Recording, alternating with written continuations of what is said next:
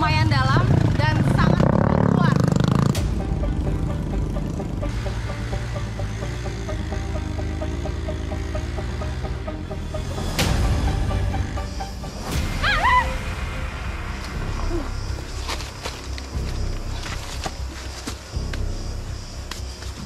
Ini turunannya ini sangat curam dan jalannya banyak lumut, jadi licin banget.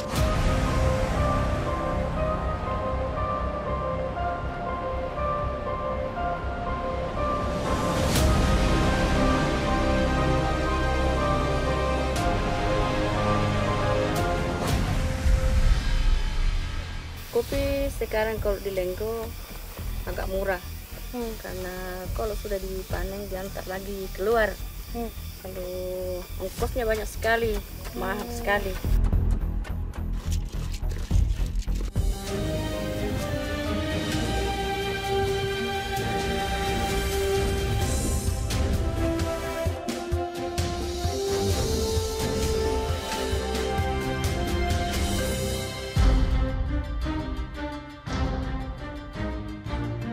Desa Lenggo berada pada ketinggian 400 meter di atas permukaan laut, menjadi salah satu sentra penghasil rempah-rempah di Sulawesi Barat.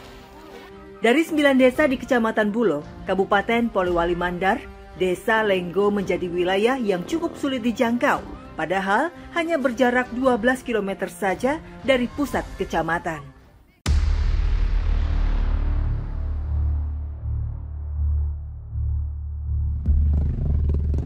Perjalanan dimulai dari Desa Ihing yang merupakan tetangga terdekat Desa Lenggo.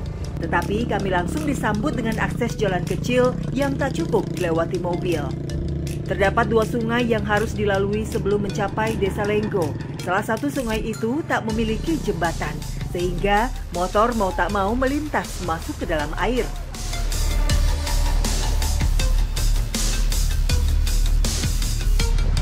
Baru memulai perjalanan saja, kami harus melewati sungai, walaupun tidak besar, tapi lumayan dalam dan sangat kuat.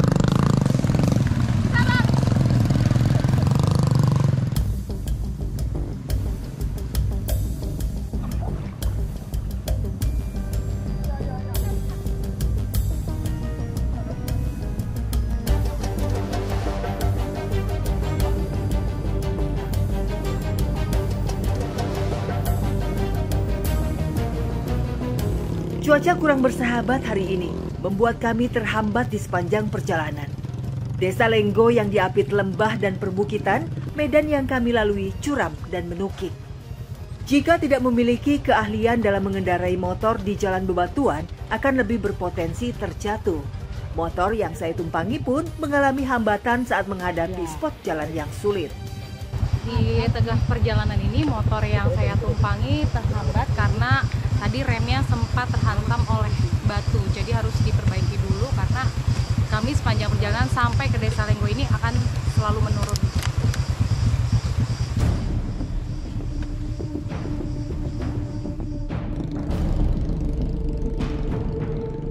Usai memperbaiki kendaraan, kami melanjutkan perjalanan yang masih menyisakan jarak 8 km lagi.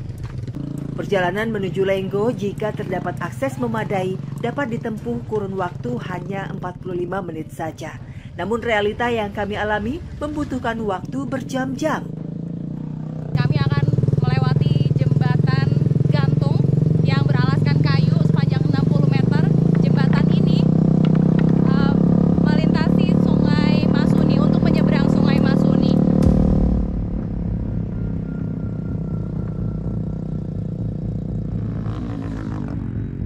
Sebelum mencapai Lenggo, terdapat jembatan gantung terbentang yang merupakan penghubung untuk melintasi Sungai Masuni. Sungai besar ini mengalir dari hulu sedari Kecamatan Bulo dan berlabuh menuju Kecamatan Mapili. Ternyata hujannya semakin deras dan kami juga belum sampai ke sana. Jadi mau nggak mau harus pakai jas hujan dulu.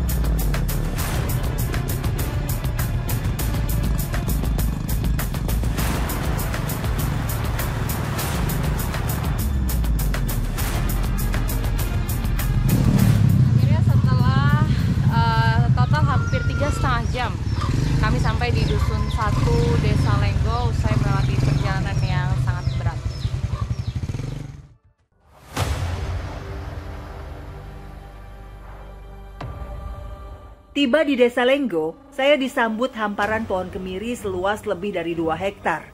Tanaman asli Asia Tenggara yang masuk dalam keluarga kacang macadamia ini tumbuh subur di wilayah Desa Lenggo. Buah kemiri menjadi rempah untuk bumbu dasar putih pada masakan Indonesia. Biji buah kemiri memiliki kandungan lemak tinggi sekitar 60%, sehingga memunculkan cita rasa yang gurih. Sayangnya, tak ada lokasi pengolahan kemiri yang memadai di sini. Warga hanya memungut buah kemiri yang sudah jatuh ke tanah, kemudian dijual ke pengepul setempat. Di kota besar, harga 1 kilo kemiri dapat mencapai 50 hingga 60 ribu rupiah. Sementara keuntungan yang biasa didapat warga Lenggo hanya 3 hingga 4 ribu rupiah per kilonya. Sungguh ironi. Isa dan keluarganya menjadi satu dari 1.000 lebih warga Desa Lenggo yang menggantungkan hidupnya pada buah kemiri. Ia biasa menghabiskan kesehariannya di kebun dan membawa pulang lebih dari 5 kilo buah kemiri. Harga kemiri, Bu, sekarang itu 1 kilonya berapa, Bu? Kadang 3.000, 4.000. Harga 3.000 rupiah per kilo, itu mencukupi nggak buat kehidupan Ibu? Tidak, mahal semua ini barang-barang. Karena mahal minyak, mahal beras, mahal gula, mahal semua. Ongkosnya ojek mahal. Ya, itu kalau memang dilihat jalan ke kampung Ibu juga sangat kurang memadai ya, Bu ya. Iya. Harapan Ibu apa, Bu? Kalau Pak Presiden nonton, Ibu pengen minta apa, Bu? Mudah-mudahan Pak Jokowi di sini memperbaiki jalanan. Itu harapan saya. Faktor infrastruktur jalan yang sangat buruk berdampak pada komoditas utama yang sangat memiliki potensi untuk dikembangkan. Biaya ojek atau membeli bensin sangatlah mahal untuk membawa hasil bumi ke kota besar. Walau hanya berjarak 12 km dari pusat kecamatan Bulo, ongkos yang diperlukan ditafsir mencapai 200 hingga 300 ribu rupiah untuk sekali perjalanan. Nah, jadi ini rangkaiannya dari memanen kemiri. Setelah dari kebun, kami sekarang harus menjemurnya dulu. Nah, yang udah kering ini diambil, baru dipanggang dan dikupas. Nanti setelah itu baru dijual. Kelembapan pada buah kemiri akan mengurangi manfaat alami dari kandungannya. Maka dari itu, perlu proses pengeringan yang memakan waktu lebih dari 2 hari. Usai buah kemiri yang kering dipilah, rangkaian pengupasan juga harus dilakukan dengan teknik yang benar, agar kondisinya masih utuh saat dikupas. Saat mengupas kulit kemiri dengan digeprek kayak gini, sebetulnya yang hasilnya bagus itu yang terkupas sempurna, bentuknya bulat, bukan yang pecah seperti ini, karena harganya juga berbeda. Tapi mau bagaimana lagi, karena lagi musim hujan, jadi tidak semua kemirinya ini kering dengan sempurna.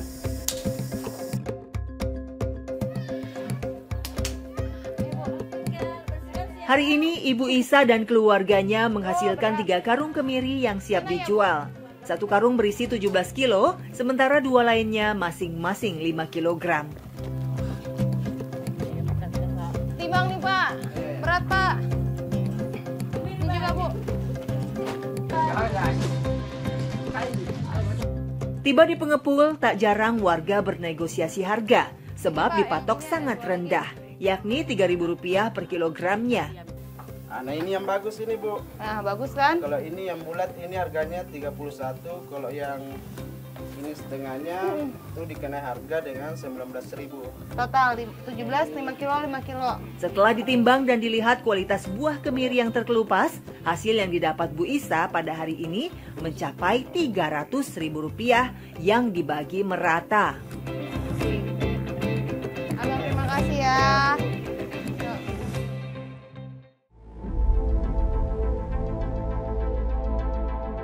Tak hanya kemiri, pohon merica atau lada yang memiliki karakter mudah adaptasi, rupanya juga melimpah di kebun warga Desa Lenggo. Secara umum, terdapat 7 varietas lada yang telah berkembang di Indonesia. Penentuan variasi tanaman lada tergantung pada produk yang hendak dihasilkan.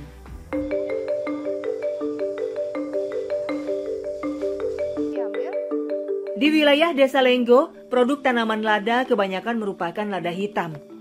Namun lagi-lagi tidak ada wadah bagi warga di sini untuk mengolah sendiri hasil panen mereka.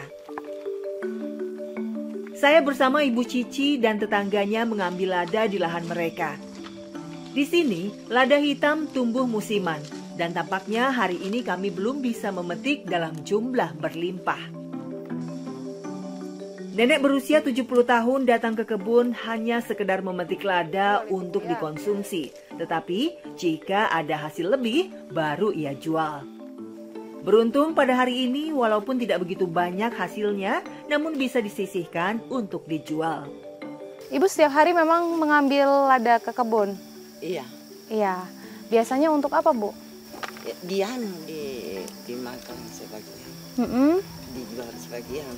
Oh, kadang dijual, kadang juga untuk dimasak sendiri, ya Bu ya. Kalau dimasak tapi sedikit dijual. Mungkin dijual kalau lagi melimpah ya Bu ya. Iya. Ini kalau dijual sekarang harga lada tuh berapa Bu kalau biasanya Ibu jual? Ya 41 liter. 1 liternya, Ya. dijual per liter ya? Ya, dijual per liter. Biasanya Ibu kalau menjualnya kemana? Ya, kalau di pasar ya di Polman. Ke Polman? Iya. Ibu ke Polman? Enggak, dikirim. Oh gitu, mungkin dijualnya di sini ya? Iya, kalau dijual di sini 40. Itu mencukupi nggak untuk? Enggak mencukupi. Mana bisa mencukupi 40. Kalau satu hari harga beras 1 liter 14.000, ikan 15.000, ya garam pianpi, ya nah cukup. Harapan Ibu apa sih? Ya harapan saya ini Pak Jokowi dan mudah-mudahan diperhatikan jalan Pak Jokowi dan Pak Bupati. Ya semuanya itu diperhatikan. Lebih memperhatikan kondisi masyarakat di sini Bu ya? Iya.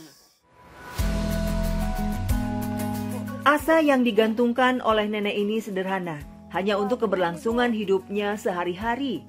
Seperti halnya yang lain, ia mendambakan akses jalan yang patut agar bisa menjual hasil bumi dari Desa Lenggo ke dunia luar.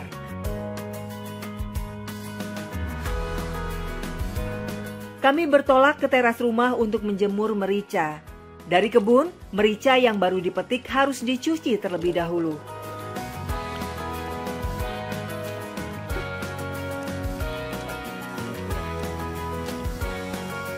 Sama seperti proses menjemur kemiri, butuh waktu sekitar 2 hingga 3 hari agar merica kering sempurna dan dapat dijual. Sementara di rumah Nenek Cici sudah terhampar merica yang telah dikeringkan dan siap dibawa ke pengepul.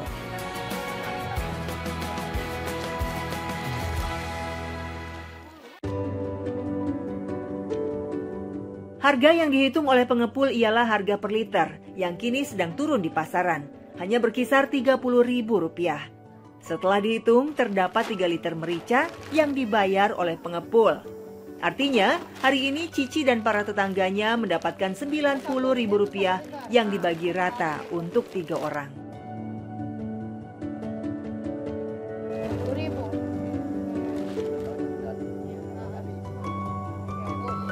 Makasih Bang ya.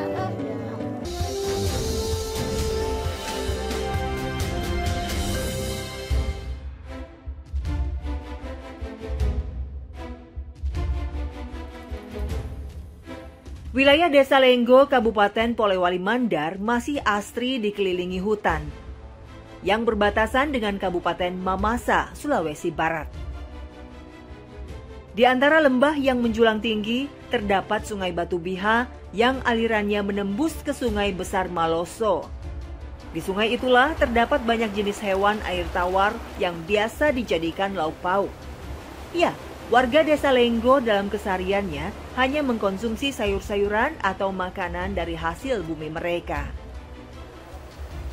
Di dalam aliran Sungai Batu Biha terdapat sebuah gua tersembunyi, namun kerap kali dijadikan lokasi memancing warga Lenggo. Bukan dengan alat pancing lengkap, melainkan hanya perangkap ikan yang terbuat dari rotan atau biasa disebut bubu. Jarak dari pemukiman warga menuju Gua Batu Biha terbilang lumayan jauh, sebab hanya bisa ditempuh dengan berjalan kaki.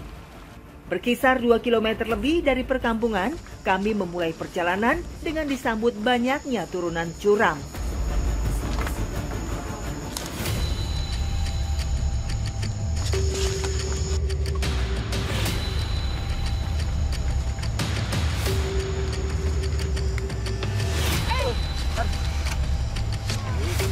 Selain ikan, rupanya di Sungai Batu Biha banyak terdapat jenis udang yang muncul saat musim hujan. Karena lokasi memancing akan masuk ke dalam gua, tak perlu mempertimbangkan waktu pagi atau malam hari.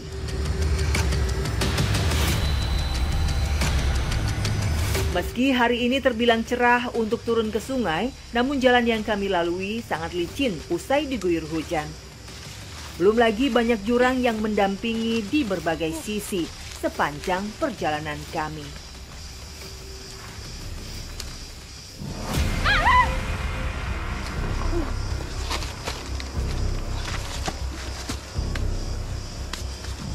Ini turunannya ini sangat curam dan jalannya banyak lumut, jadi licin banget, perlu Bang, awas. Dan jalannya sangat setapak, sangat kecil sekali, jadi harus ekstra berhati-hati. Kami sudah berkali-kali terjatuh tadi.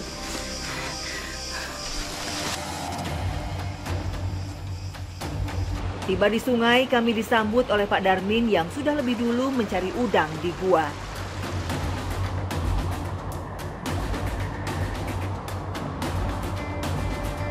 Aktivitas pergi ke gua untuk sekedar makan udang atau ikan sudah seperti rutinitas mingguan. Pak Darmin kemudian menunjukkan kepada kami jalan menuju gua.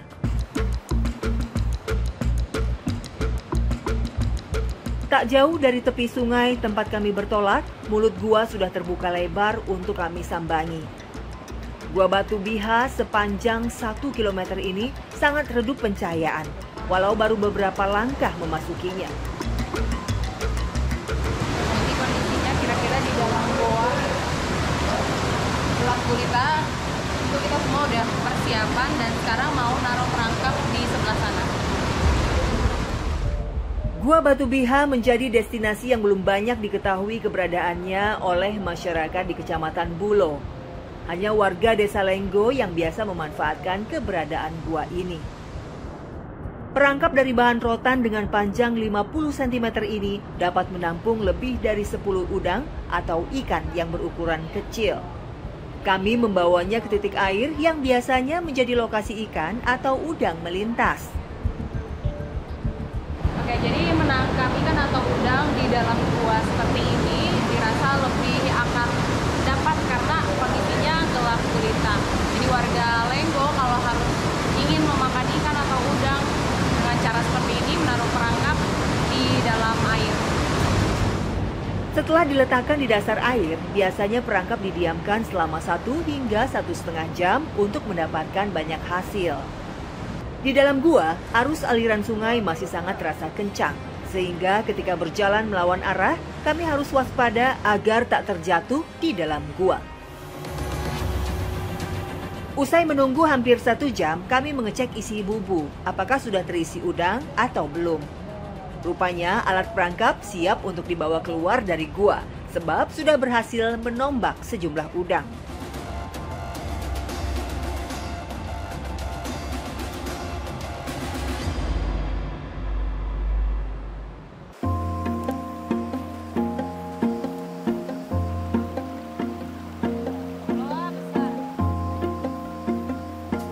Alat masak dengan bumbu seadanya sudah siap di pinggir sungai sebagai hidangan santap siang kami. Inilah yang menjadi kebahagiaan kecil penuh sederhana warga Desa Lenggo. Memancing dan mendapatkan hasil tangkapan untuk dimakan sudah membuat rasa syukur yang besar. Segala rasa lelah pun akan hilang berjalan dari hutan terbayarkan. kami mendapat lebih dari 5 udang kecil dan 2 hingga 3 ikan kecil yang dimasak secara direbus. Bapak memang biasa cari udang atau ikan ke goa, Pak? Iya, sering saya cari ikan dalam gua ini karena saya cari di luar. Memang susah kita dapat karena banyak orang yang ambil di luar. Oh, makanya Bapak sampai bela-belain masuk ke dalam gua. Bapak emang nggak takut, Pak, pas masuk ke dalam gua? Gimana kita takut ini masuk, kita mau makan sampai ada ikan, nah itu tidak ada ini ikan dibeli karena susah kita keluar. Ya itu. Jadi mau nggak mau harus cari ikan ya Pak ya. Kalau di dalam gua itu kemungkinan dapatnya lebih besar ya Pak karena gelap ya. Iya. Pak, dengan kondisi gini Bapak, keinginannya apa sih Pak? Harapannya apa sih Pak? Ini harapan dari saya ini, dari pemerintah ini harus pemerintah perhatian ke masyarakat untuk menuju ke kota, menuju ke desa. Kondisi serba memprihatinkan amat terasa bagi pria paruh baya ini. Dirinya sudah tak menggarap kebun dan pendapatannya kini tak menentu. Ia juga menopang asa pada pihak yang berwenang agar segera merealisasi akses masuk ke desa Lenggo yang selama ini diidam-idamkannya.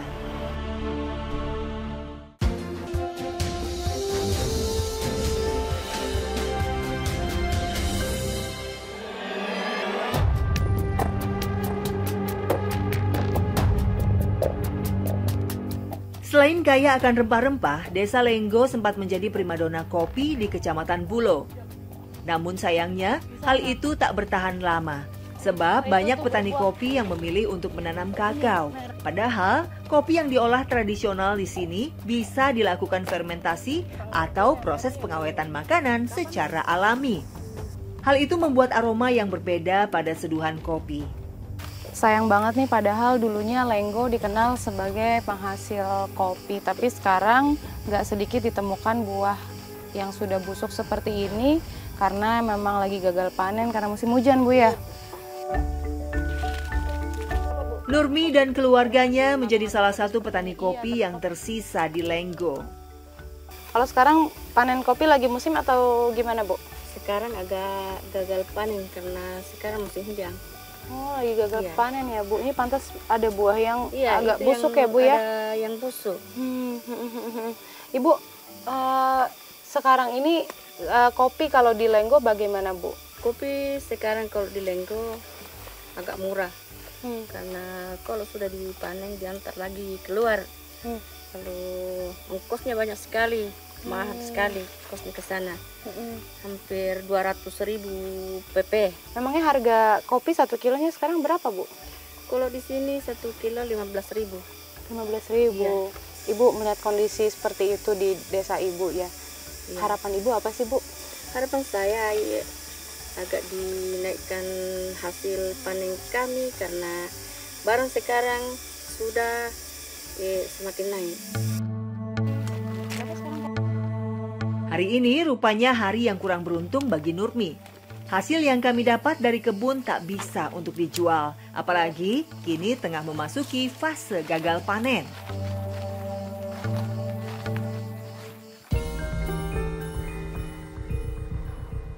Namun tradisi mengopi warga Lenggo cukup kuat.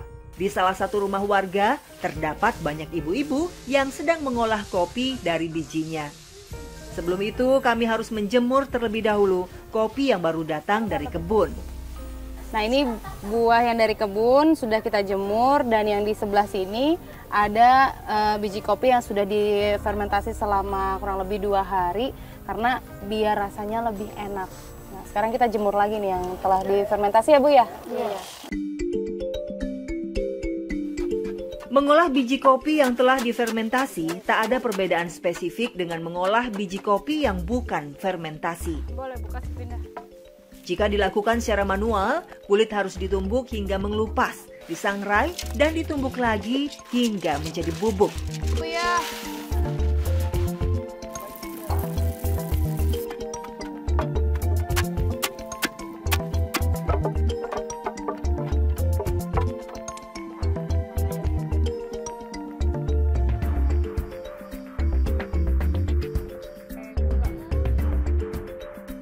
Kesederhanaan yang membentuk kebersamaan disatukan dengan seduhan kopi luar biasa yang seharusnya bisa menjadi potensi komoditi utama masyarakat Lenggo. Harapan masih ada di tengah segala beban yang ditopang. Ini sih banyak keluhan, tapi satu yang sangat sangat mendesak, yaitu menyangkut masalah jalanan dari kota ke desa kami. Ini terutama dari ibu kota kecamatan ke Desa Lenggo, berjarakkan 12 km. Ini jalanan sudah pernah dikerja, sudah ada sampai 2-3 kali. Tapi kita ini di Lenggo masih butuh perbaikan jalan, karena itu yang menjadi kendala kami di sini. Banyak di sini kayak komoditi, rempah-rempah, kemiri, coklat, ada merica. Tapi yang menjadi kendala kami di sini adalah persoalan jalanan. Dari harga di kota kalau seumpamanya 30.000, paling kami bisa dapat jual 15.000. Jadi harapan kami ini dari masyarakat Lenggo, harus pemerintah lebih lebih memperhatikan lagi Lenggo. Bukan berarti selama ini tidak memperhatikan, sangat diperhatikan kan? Tapi kami masih mau lagi lebih diperhatikan. Seperti apa ini Lenggo butuh juga perhatian, menyangkut masalah jalanan ini yang paling parah. Masyarakat Lenggo ini sangat mengharapkan ini perhatian yang serius oleh pihak pemerintah. Nah, kalau perlu Presiden, kami harapkan ini dapat melihat wilayah kami, menyaksikan langsung seperti apa wilayah Desa Lenggo, Kecamatan Bulo, Kabupaten Pulau Limandar.